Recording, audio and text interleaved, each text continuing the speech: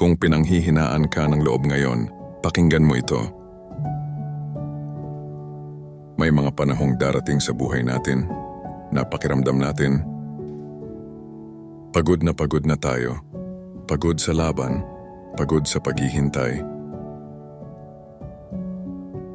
Pagod sa paulit-ulit na pagsubok at minsan mapapaisip ka, may Diyos pa ba na talagang nakikinig?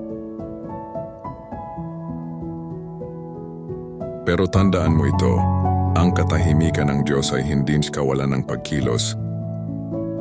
Habang iniisip mong wala siyang ginagawa, siya pala ay may hinahandang mas malalim na aral at mas matibay na puso para sa iyo. Hindi ka mahina dahil napapagod ka. Hindi ka kulang sa pananampalataya dahil napapaiyak ka. Ang Diyos ay hindi nadidismaya sa iyong mga luha. Sa katunayan, nakikita niya ang bawat isa. Kapag dumarating ka sa puntong bagto wala ka ng lakas, iyan ang mismong sandaling sinasabi ng Diyos.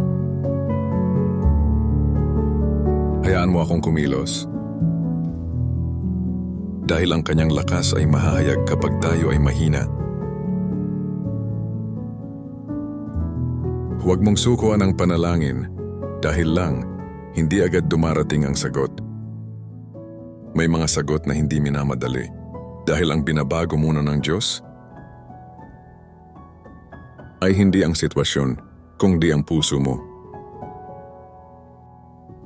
Kung mabigat ang pinagdaraanan mo ngayon, hawakan mo ang pangakong ito, hindi ka iniwan ng Diyos